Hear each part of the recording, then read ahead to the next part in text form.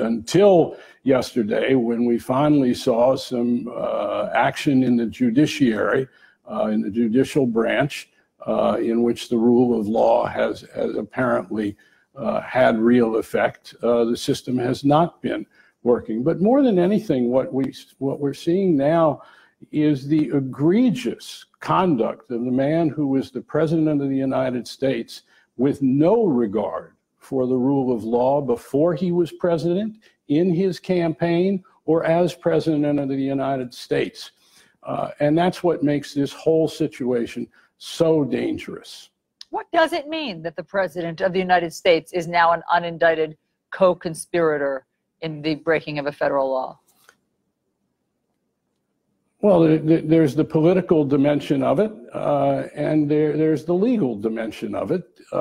We've got a long way to go, and we need more information, and that's what the Mueller investigation is all about. And this is no witch hunt, as almost any fair-minded person ought to be able to see with great clarity now. It is anything but a witch hunt. It is an attempt to get at the truth. And what the truth that we are learning, we're beginning to understand why the President of the United States, Donald Trump, has covered up since he took office almost everything having to do with his response in terms of the facts regarding the Mueller investigation, and try to make the issue the conduct of the Mueller investigation, the FBI, Hillary Clinton, the Democrats, the deep state, rather than his own egregious conduct, including in this cover-up and obstruction of justice that Mr. Mueller obviously has a very strong case on, but also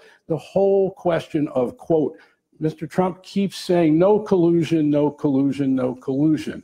The evidence would point to anything but what he is saying. The Trump Tower meeting at which his son attended and said, I love it, when told by representatives holding out the possibility of Russians providing information, the Russian government, on Hillary Clinton to the Trump campaign. That meeting in Trump Tower was an open invitation to collusion. The people around him, Mike Flynn, among others, seemed to be accused of collusion, the former national security advisor.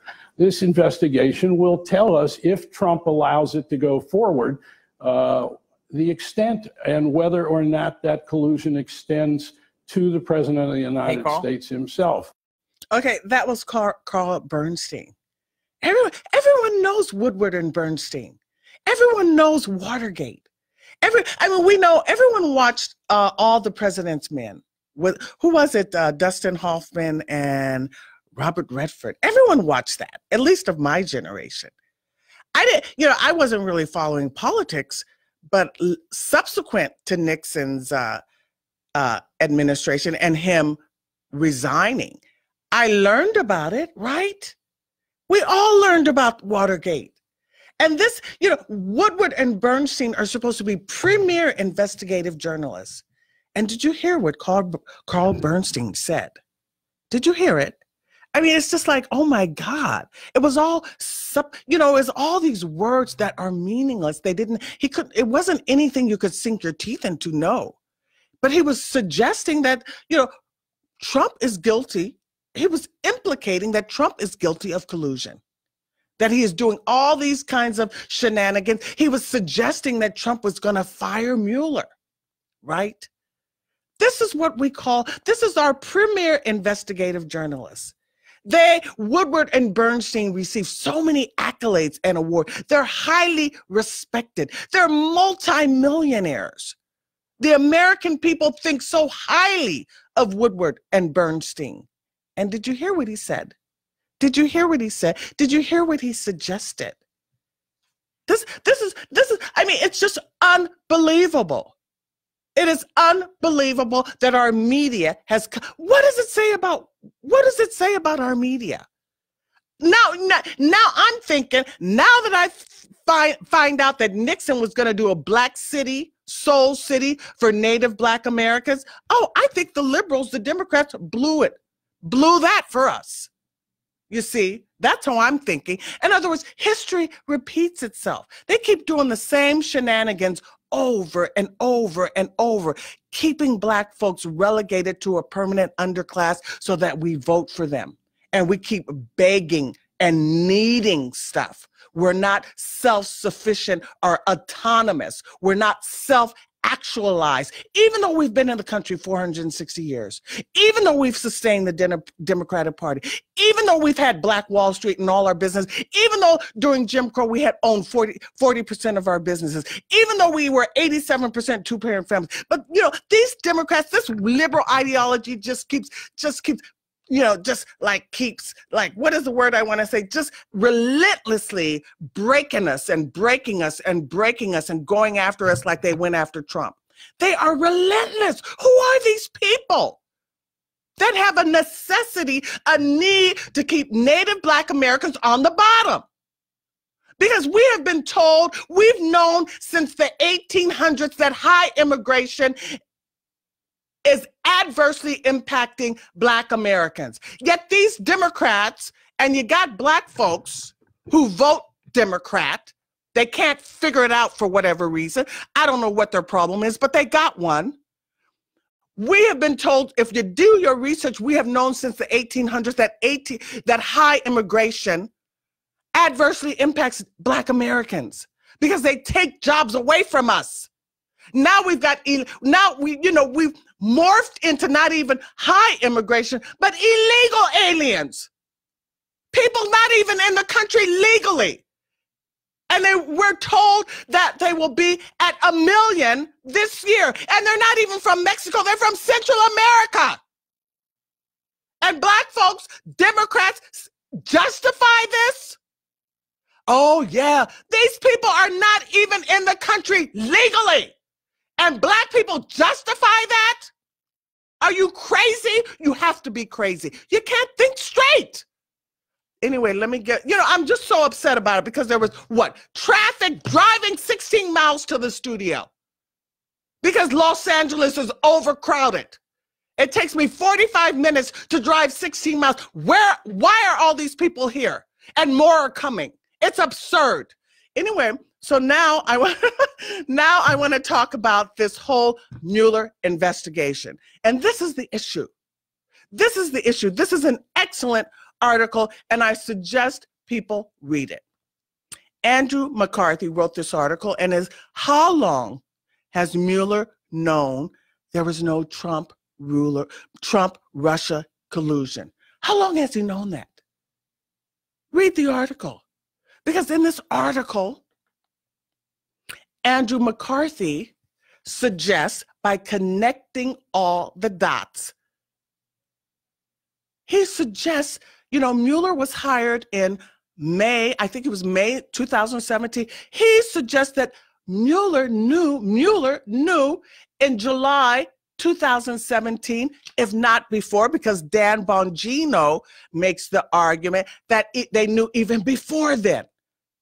They knew even before then because why? This other article, Andrew Weissman, deputy for Mueller, Andrew Weissman, this is the other article, Mueller deputy brief on anti-Trump dossier research months before 2016 testimony. Mueller had Andrew Weissman as his deputy on the special and counsel investigation.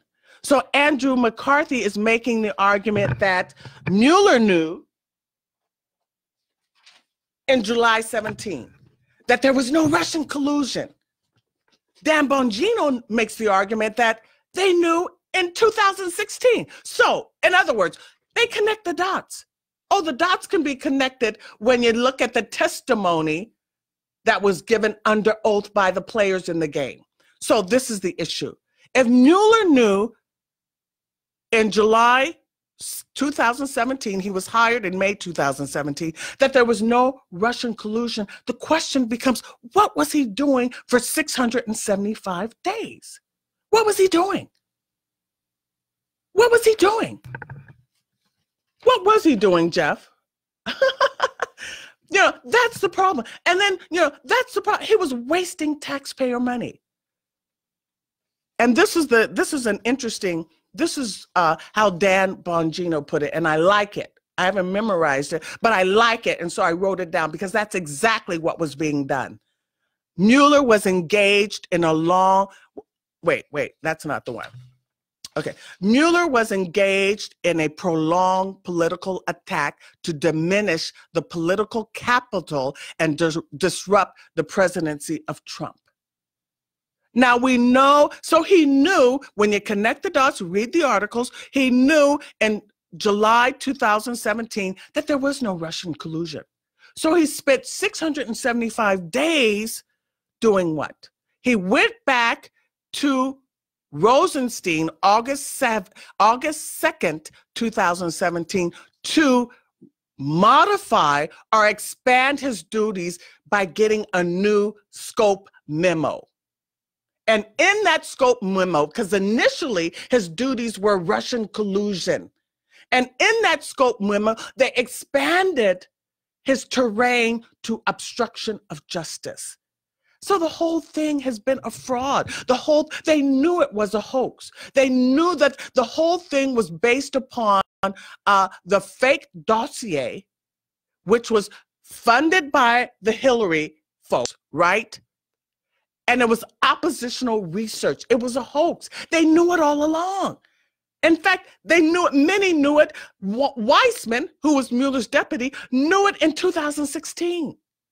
And these suckers go on the mainstream media and convince the brain dead American folks that this is what's taking place. Russian collusion and obstruction and justice by Trump and his family members and associates. And it's nothing further from the truth.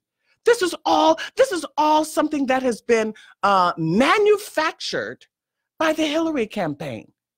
And this is why I love that during the Michigan campaign rally that Trump held, what was it? What is today? Today's Sunday. That's another. Why is there so much traffic on Sunday evening? Okay. But anyway, Trump had a campaign rally in Michigan. Was it Friday or Thursday? I think probably Friday. And I love the fact that he said that people are going to be held accountable. That's a good thing. That's a good thing. Because it's not, it's not so much about Trump, but it's about the fact that you cannot continue to, this kind of shenanigans cannot be played on the next president. And what I find amazing about some Trump haters is like, no matter how much evidence is revealed, they shift the goalpost. They said, well, okay, now we have to investigate Mueller. But if we remember, folks, they love Mueller. And in fact, when you're listening to that Bernstein audio, you can hear Bernstein say, oh my God, we don't want Mueller fired. We don't want Mueller fired by Trump. Well, Mueller, they loved Mueller. They loved him. You guys remember. And now the Democrats are saying, well, we got to investigate Mueller and, we got to bring him into Congress.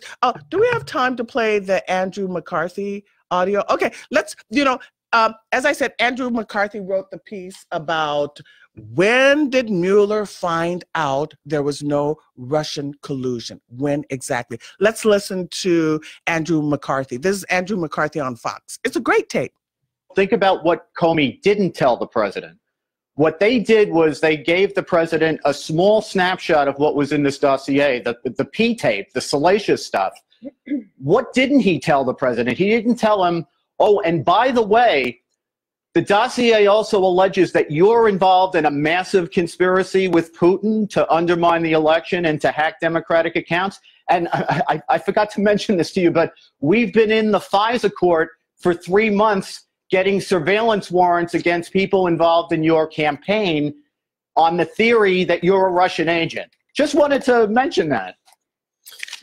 I don't, that's not the conversation that they had in January. And what to me is amazing is that they continued even after Trump was in office, January, April, June, to go back to the FISA court on the basis of this same information. And if you think about it, Mueller scrubbed this information very carefully in deciding that there was no collusion. Why didn't the FBI and the Justice Department try to verify it and corroborate it? And when they couldn't verify it, why didn't they refrain from going to the FISA court in the first place? Okay, you got to know the details, folks. That's what I'm talking about. See, this is the thing about Democrat voters and Democrat voters. They're content with superficiality. They're content with shallow. They pretend to be deep, but they're not. They're shallow and superficial. Because you got to know the details. If you want to talk about anything, if you want to assess anything properly and successfully, you got to know the details. And also you have to start with what's relevant. So remember that Comey went into Trump and he talked about the dossier. And he said that it was salacious and fraud and unverified. That was the word he used, right? He talked about the fact that it talked about Trump, the sexual stuff, Trump getting golden showers and all that sexual hogwash. But he never mentioned that the dossier, the unverified dossier, contained information about Trump being involved, Trump and his family and associates being involved with Russian collusion.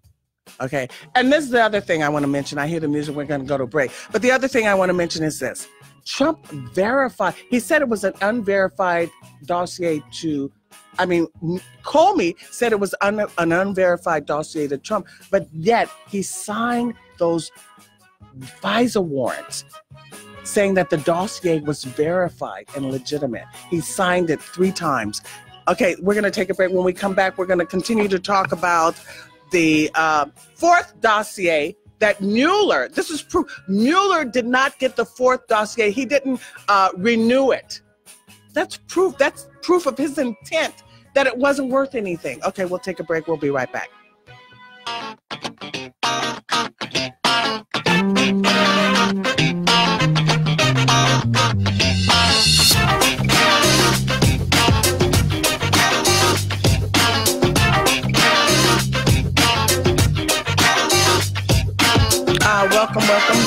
Welcome to the Naked Truth Report. I'm Kathleen Wells, your host, and what were we talking about? We were you know what? I want you to also know, hey, I have a new sponsor, Dr. Claude Anderson. Everyone knows that he's my mentor, and he's been very supportive. I've learned a lot from him. I've read his books. The last book I read was The Black History Reader. It's chock full of information. I recommend people go to thepowernomics.com and he has a special deal, a library pack for $99. You can go and pick up 5 of his books for $99. It's a great deal because you will never find information so condensed. The books are informative, and I suggest people get them because you will learn about all the things that you didn't know. We have been misled. The media has misled the American people. The schools have misled the American people. We're not informed about race matters in America. Like, I didn't even know that Richard Nixon had started, he had invested in building a soul city. This is a great article that I never knew that, you see. And you see, Nixon had to resign. The media destroyed him. In the early 1970s, Republicans helped build an all-black town in North Carolina. I never knew. I should have known that, right? See, and the media has had, they have, what is the word? They have denigrated, they have, what is the word I'm looking for? They have slandered, is that the word I want? Or, they've put Nixon in a bad light.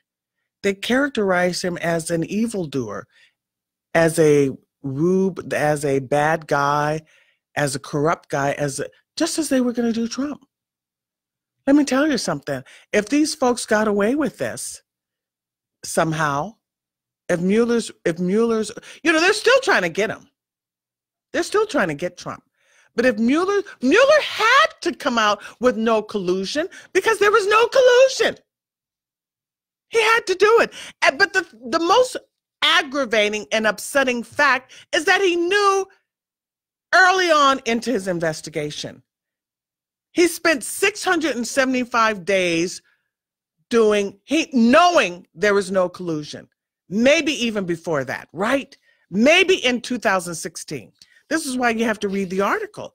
And this is why Mueller went to Rosenstein back in August 2nd, 2017, to expand his duties to include obstruction. Because he knew there was no Russian collusion. And everything was predicated upon Russia collusion. The FISA warrants were granted upon Russia collusion. It was all a hoax. It was all a lie. It was all untrue. It was all a mere distraction. From who literally colluded with Russians was the Hillary campaign. It was all an excuse to justify Hillary losing. It was all an insurance policy.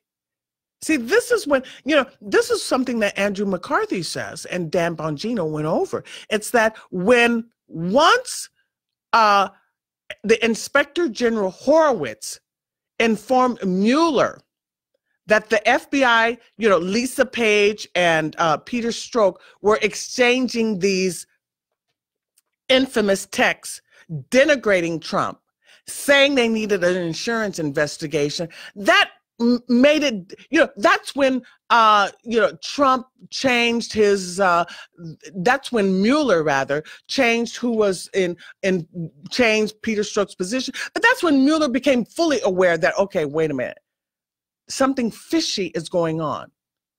That's when he knew definitively something fishy was going on. He maybe knew before then, but he knew definitively when Inspector General Horowitz informed him about the infamous text between Lisa Page and Peter Strzok denigrating Trump, saying we need an insurance policy, so on and so forth. But Mueller probably, and this is the argument Dan Bongino makes, Mueller probably knew even before then, back in 2016, because he hired Andrew Weissman as his deputy. And Andrew Weissman was briefed on the dossier, and he knew it was fake.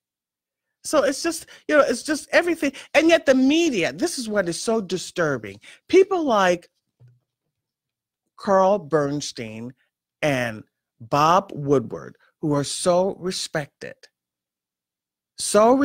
by the American people. And they are believed to be credible because they brought down Nixon. They're supposed to be the premier investigative journalists. And you heard what Carl Bernstein said. So now I'm thinking, like, these folks are no good. They're no good. They have made money. They make money off of misleading the American people. They make money. They create problems, and then they want to get paid to solve the problem. It's like a con game on the American people, and it's not cool.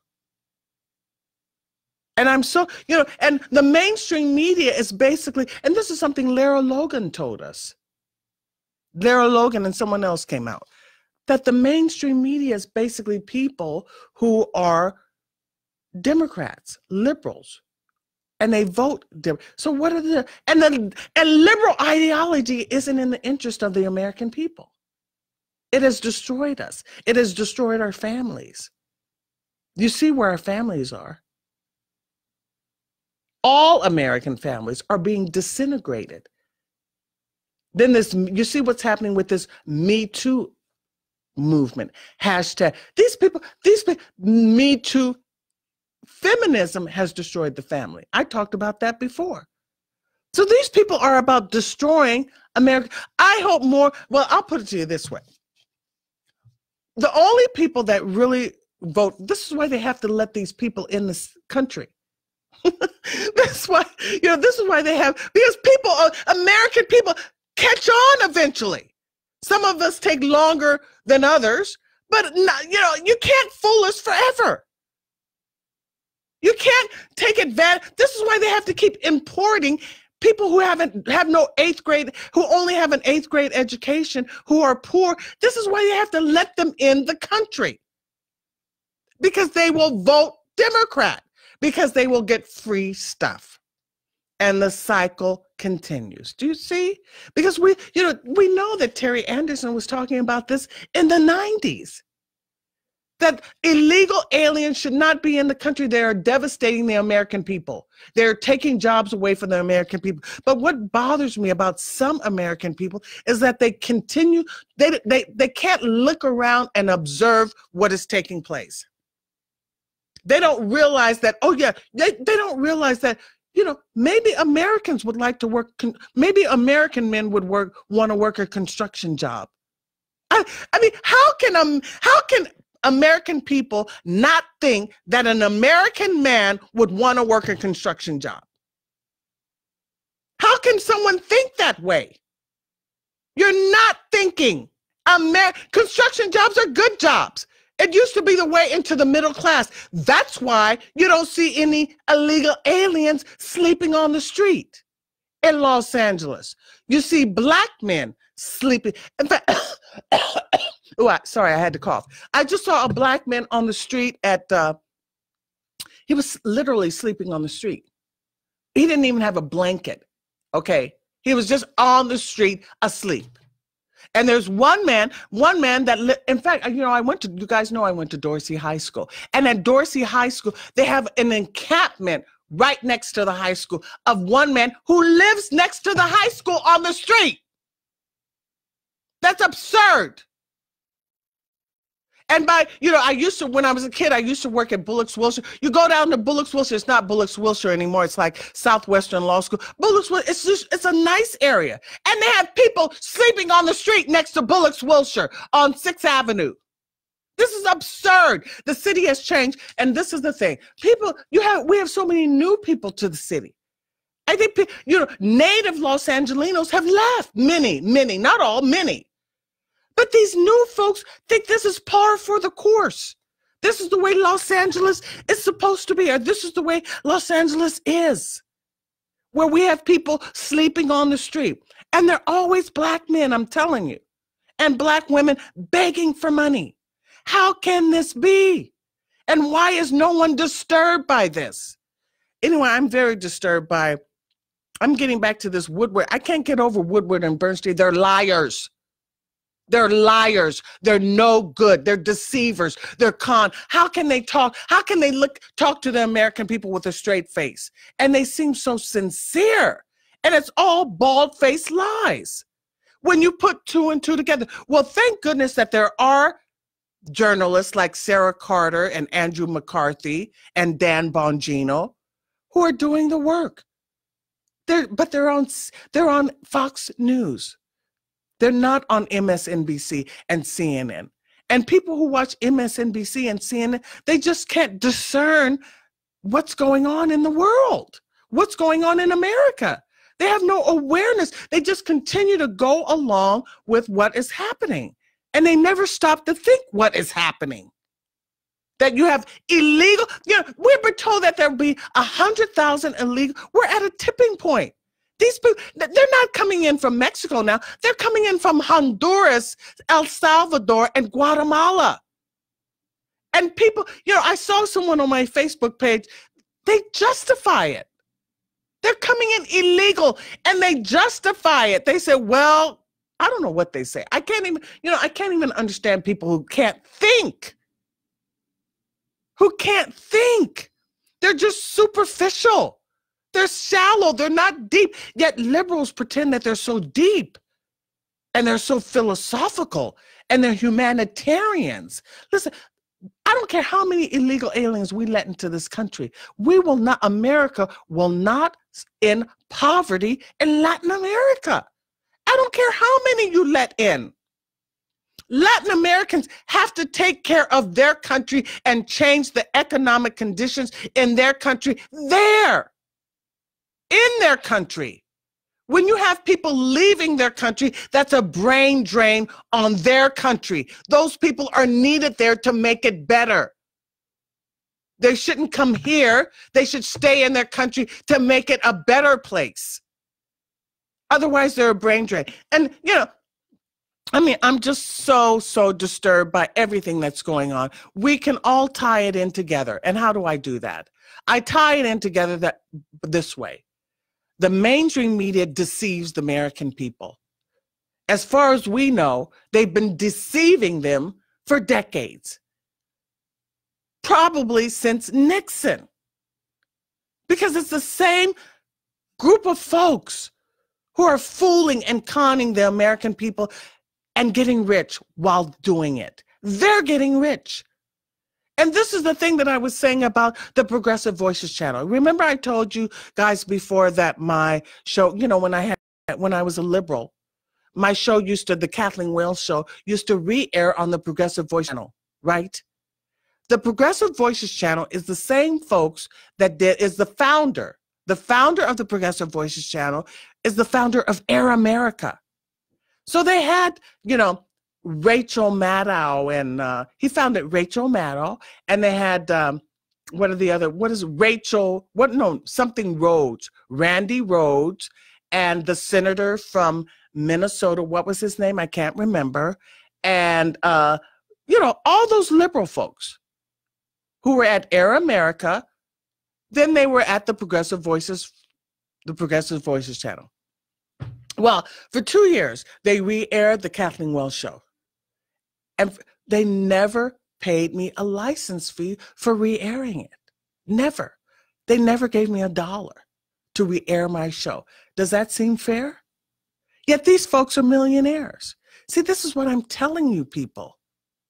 The liberals, they feel like, you know, like I always say this in the movie where Robert De Niro was a gangster or whatever. Never give the blacks any money. This is an example. I feel, you know, that you don't even give me $5, $10, $20 to re-air my show. I feel that I would be entitled to get a license fee for re-airing my show. That seems fair, don't you think? But they did, you know, that was not their business plan. I don't know what they did for the other folks, you know, how they monetized their show or how they earned a living being a radio show host. I have no idea. I never asked. But to me, that represented like the con. It's like a con. It's like, you know, it's like a con. Anyway, they con the American people. Whatever they say that conservatives are, and this is, I've talked about this before. Whatever they say conservatives are, they are. Because when you don't feel that you have to pay black folks for their services, you know, I mean, that's like the epitome of race. I should work for free. I'm not like entitled to earn a living. They can take my show for free, and they don't have to give me anything for it because I don't have to earn a living, right? That's like the epitome. I'm a slave for the Progressive Voices channel. They don't mind, right? And they're progressives. And they're millionaires, and I can't get $1 for my show being re-aired. Do you understand what I'm saying? Anyway, this is why I was so, I mean, and I could tell you so many stories like that. Just like, my articles are written at Huffington Post. Now, people did complain about that because the Huffington Post didn't pay anyone to put their articles at the Huffington Post. But but Arianna Huffington became a multi-millionaire. And so this is just the way of, it's just, it's the unreasonable. It's unreasonable. So anyway, what do I want to finish? I have 5 more minutes. I want to tell you that Dr. Claude Anderson is now a sponsor of the Naked Truth Report, and I want to recommend people to go to his powernomics.com website. That's POWERNOMICS, powernomics.com, and you can purchase his library pack, 5 books for $99. And then, I should have something like a book club. Me and my Truth Warriors and Mythbusters should read a book together.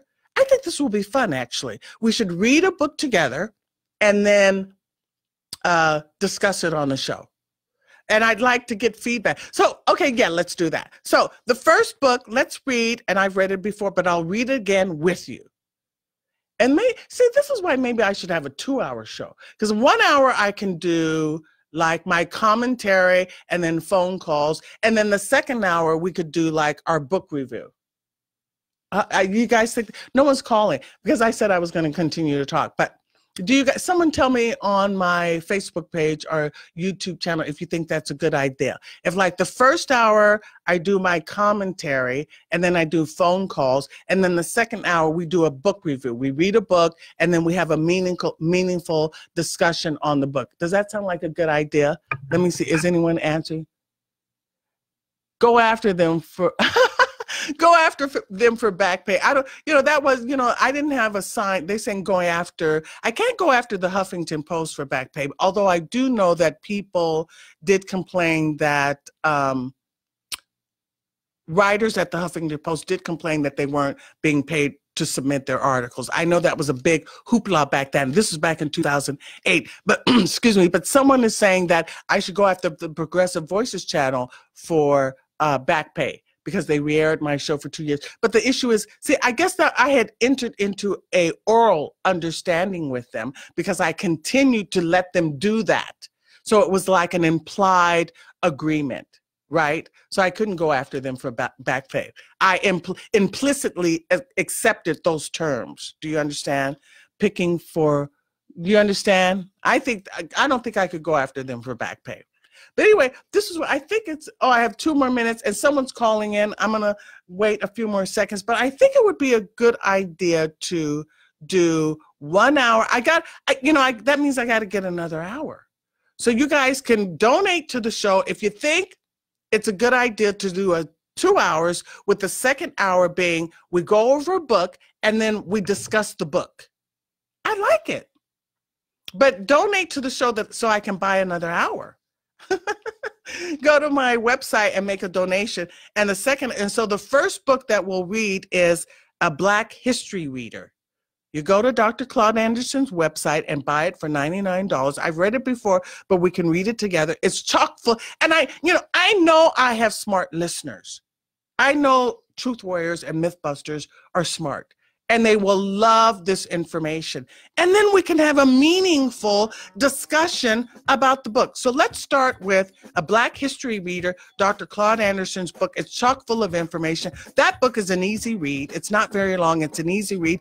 And next week, we'll start discussing the first factoid that we find in that book. How does that sound? I think it's a good thing. A Black History Reader will be our first book. And I like that one because that one's like fact-based. It's not like an argument so much as it is sort of like fact-based, or like a dictionary of facts or something like that. So it's a good thing. And then we can sort of like cross-reference, and people can call in and tell me what they think of the facts that they learned in the book. That's a good thing. So that will give a new flavor to the show. We're adding a new element to the show, okay? So anyway, I hear my music. I spoke the whole hour without any phone calls because I'm a talker. I can talk for a whole hour. Yeah. I used to talk for a whole hour on the Kathleen Wells show. I'm really pissed that the Progressive Voices have, but I implicitly accepted those terms, right? Okay, anyway, we're going to next week, you know who we're having? Professor Wilford Riley. He has the book Hate Crime Hoax. He has a new book coming out. He wants me to hurry up. So I'll see you next week. Thanks, guys.